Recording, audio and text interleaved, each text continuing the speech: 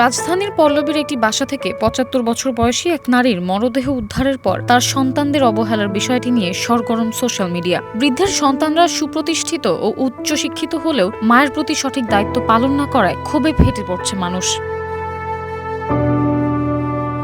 এই ঘটনার পর তার ছেলে মংলা বন্দর কর্তৃপক্ষের সদস্য AKM আনিসুর রহমানকে সেই পদ থেকে প্রত্যাহার করে জনপ্রশাসন মন্ত্রণালয়ে সংযুক্ত করা হয়েছে।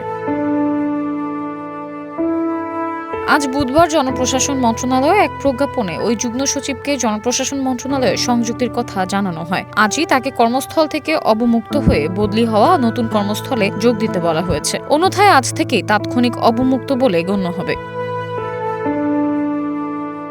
নূরজাহান বেগম নামের ওই নারীর আরেক ছেলে বুয়েটের শিক্ষক এবং এক মেয়ে স্থানীয় একটি স্কুলে শিক্ষকতা করেন।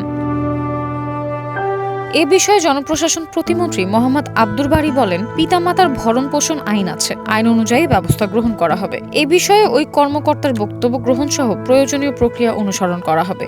ইতিমধ্যে প্রক্রিয়া শুরু করা হয়েছে, খোঁজ খবর নেওয়া হচ্ছে।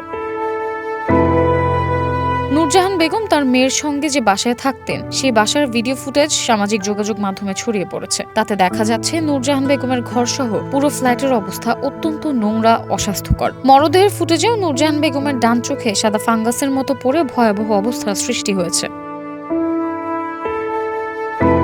নূরজাহান বেগমের মরদেহ উদ্ধারের পর ২০১৩ সালের পিতামাতার ভরণ পোষণ আইনটি নতুন করে আলোচনায় এসেছে। আইনে বলা হয়, প্রত্যেক সন্তানকে পিতামাতার ভরণ পোষণ নিশ্চিত করতে হবে। কোনো পিতামাতার একাধিক সন্তান থাকলে সন্তানেরা নিজেদের মধ্যে আলাপ আলোচনা করে ভরণ পোষণ নিশ্চিত করবে। পিতা ও মাতার স্বাস্থ্য সম্পর্কে নিয়মিত খোঁজ খবর রাখবেন, প্রয়োজনীয় চিকিৎসা সেবা ও পরিচর্যা করবেন।